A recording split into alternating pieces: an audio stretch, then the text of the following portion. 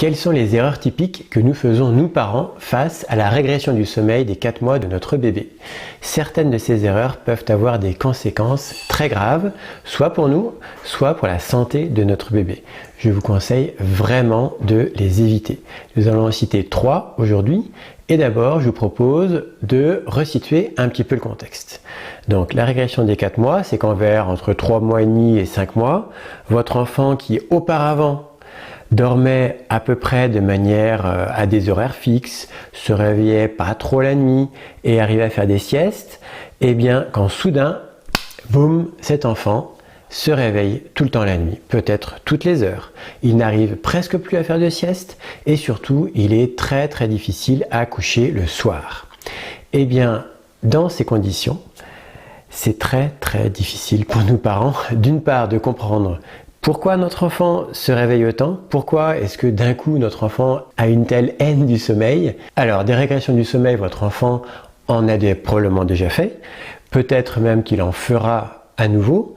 Et d'habitude, c'est assez facile de comprendre pourquoi votre enfant se réveille un peu plus la nuit. C'est tout simplement à cause d'un vaccin, d'un changement de nounou, d'un petit souci de santé, une petite maladie, quelque chose qui le gêne dans le nez, un petit stress à l'école ou un petit stress chez les nounous.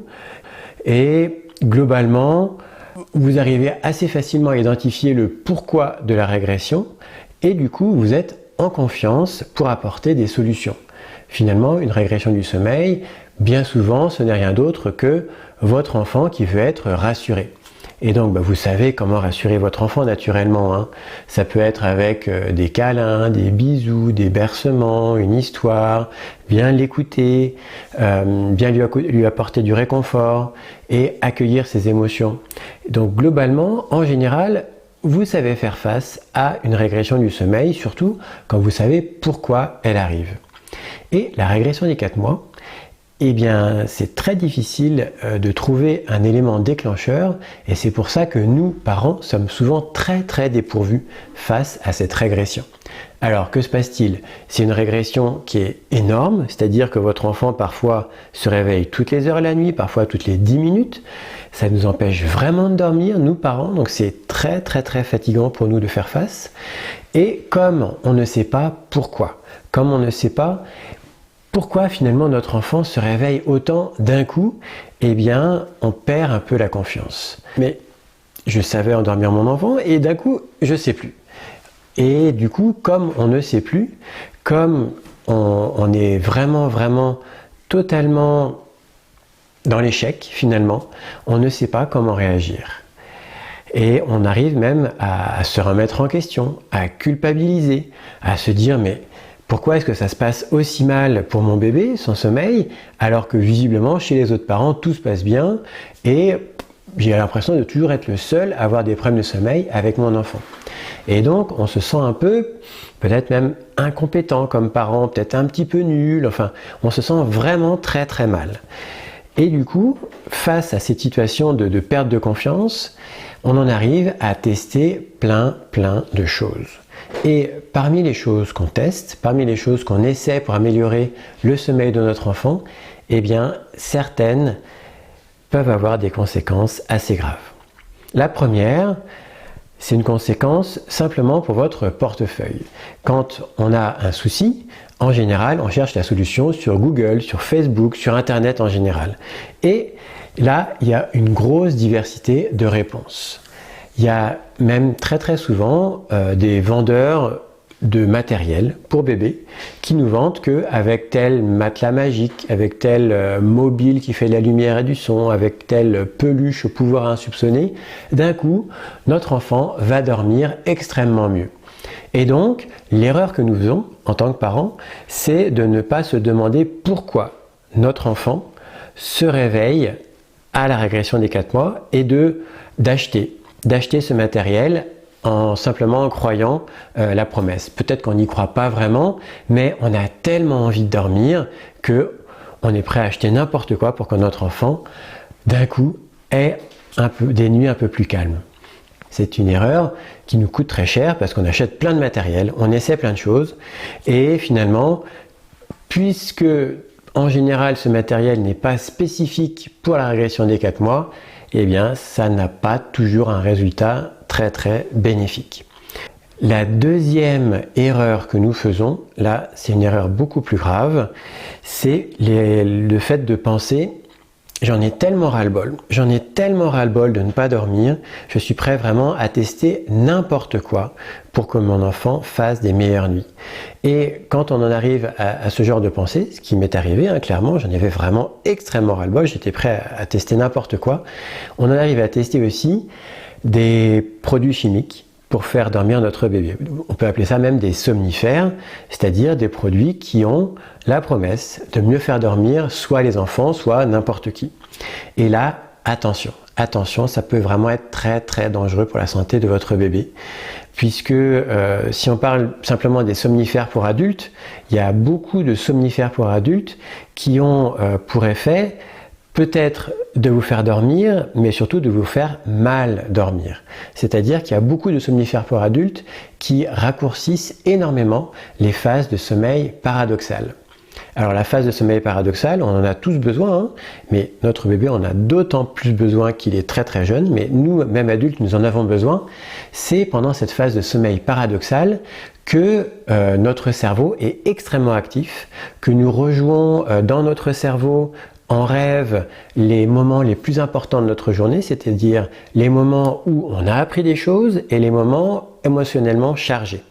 Et donc le fait de rejouer ça dans notre cerveau, ça nous permet d'une part de renforcer les connexions neuronales dans notre cerveau pour renforcer les apprentissages des choses qu'on a appris dans la journée, et d'autre part, pour les moments émotionnellement chargés, ça nous permet de prendre du recul. En quelque sorte, ça nous permet d'apaiser nos émotions négatives. Et donc la conséquence, si notre sommeil paradoxal est réduit en durée, c'est d'une part qu'on n'apprend plus rien, et d'autre part que on a beaucoup de mal à faire face aux émotions négatives. Et ça, pour un enfant, c'est extrêmement grave. À 4 mois, votre enfant est en pleine construction de son cerveau. Et donc, si un produit chimique réduit la durée de son sommeil paradoxal, eh bien, ça a des conséquences très néfastes pour son cerveau. C'est vraiment très grave pour sa santé. Donc, vraiment, je vous conseille de ne donner aucun produit chimique à votre bébé pour le faire mieux dormir. C'est vraiment pas bon pour sa santé. La troisième erreur qu'on peut avoir tendance à faire quand on est un parent face à un bébé qui fait la régression des 4 mois, c'est d'essayer beaucoup de changements d'habitude, c'est-à-dire de changer tout notre rituel du coucher, de le changer peut-être même tous les jours et d'essayer plein de choses comme ça, tout ce qu'on peut trouver sur internet.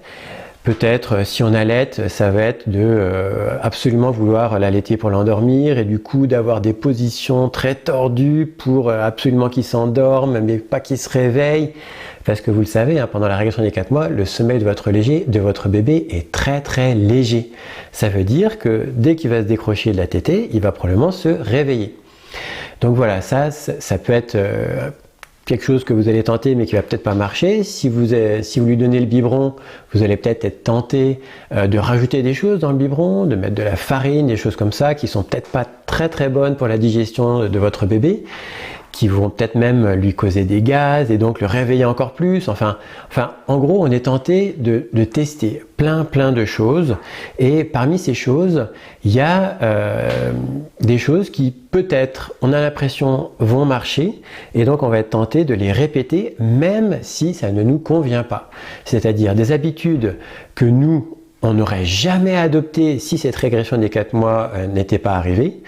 Et bien là, puisque peut-être on a l'impression que ça va marcher et oh magie, la régression des 4 mois se termine à un moment où on a essayé telle habitude et on se dit c'est ça qui a marché et donc on a envie de continuer cette habitude même si ça ne nous convient pas, même si franchement c'est un rituel qu'on n'aime pas du tout faire mais on se dit mon bébé en a besoin, je veux absolument continuer cette chose là puisque c'est comme ça que mon bébé a enfin mieux dormi.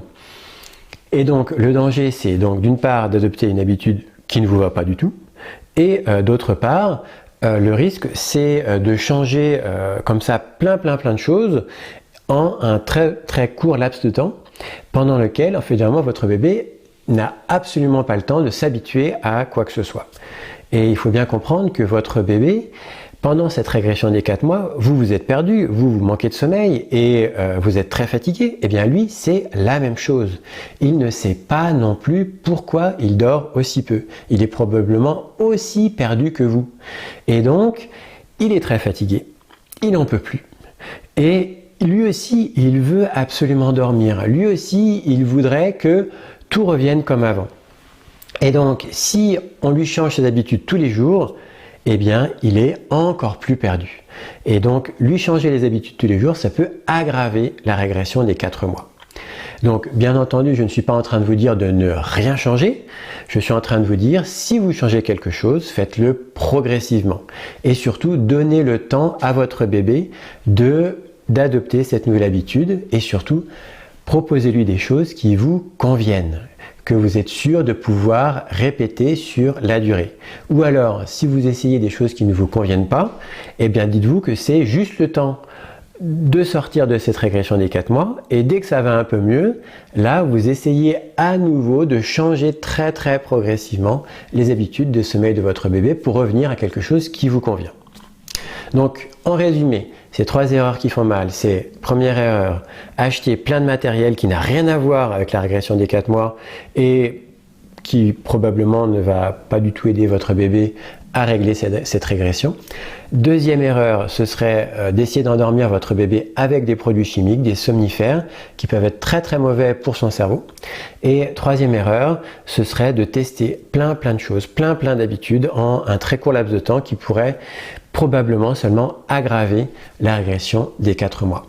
Alors bien entendu, je ne vais pas vous laisser en plan, je vais vous proposer des solutions, mais ce sera dans la prochaine vidéo. Donc si vous voulez ne rien rater, surtout abonnez-vous tout de suite à la chaîne Sommeil Bébé. Voilà, je vous souhaite bon courage, à bientôt et prenez soin de vous.